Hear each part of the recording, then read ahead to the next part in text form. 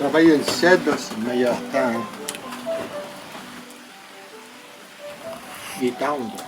À cause de la pluie, c'est un bois humide. Hein. Il aime l'eau. Ça l'attendrit. Après ça, quand il est gelé, encore beau à travailler. L'hiver, là, travailler du cèdre. Fait toc, toc. Et le pain est le plus beau bois, le pain est plus petit ciel.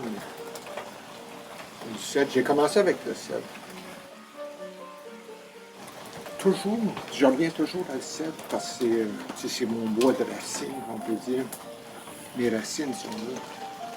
J'ai été chercher mon premier bio de cèdre avec un vieux monsieur à Saint-Ézéard, le père Chouinard, un cheval. Je dis, hey, j'aimerais ça sculpter un totem. On va aller chercher un cèdre. On a été dans son forêt. C'était comme dans le mois de décembre. Ben, je m'en rappelle, j'étais à l'université, puis j'avais vu des articles. J'avais déjà vu des photos des cèdres, des haïdas, des totems, à terre, sur le bord d'une plage. J'avais trouvé ça beau. C'était sculpté, puis c'était gris, puis tu voyais les formes.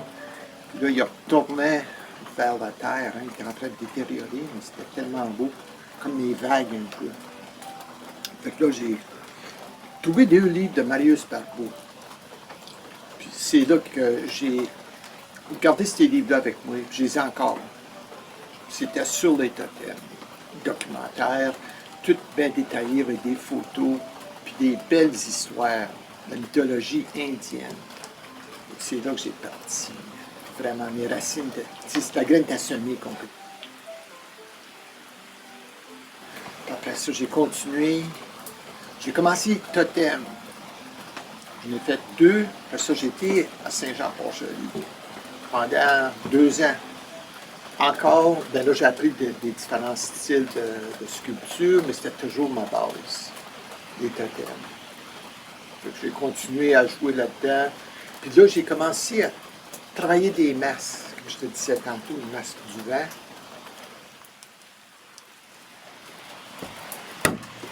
En sculptant, on essaie de poigner la lumière, sculpter la lumière, c'est ça que je dis. Parce que chaque coupe, une fois qu'elle est faite, elle va réfléchir de la lumière, elle va faire un reflet de lumière.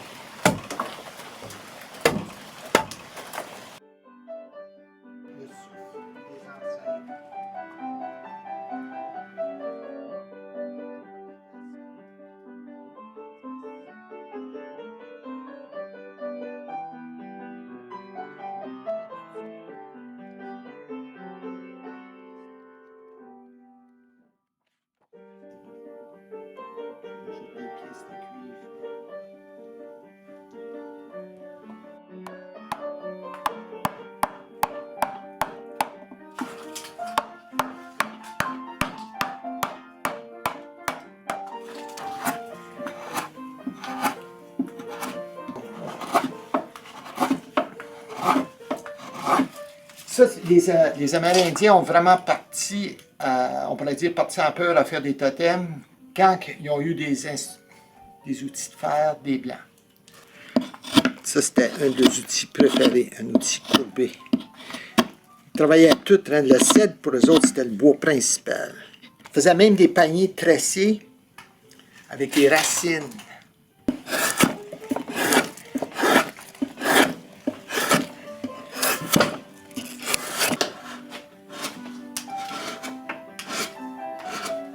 Tu vois, mon nom, c'est l'esprit dans le bois.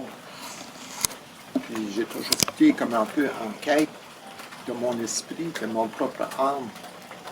Puis en sculptant, c'était une expression qui sortait surtout d'esprit, tu sais. Parce que la spiritualité mystique est beaucoup dans l'art amérindien. Puis quand tu commences à travailler là-dedans, t'absorber, tu vois que ça sort. Tu sais, ça sort, puis c'est toujours bon.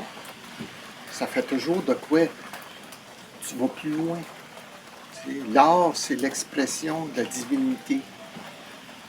Si les artistes sont vraiment dans leurs arts, c'est vraiment divin. C'est notre c'est là qu'on peut dire qu'on rouvre la porte au plus grand écran. C'est notre connexion avec nous-mêmes, puis avec notre Créateur ou Créatrice.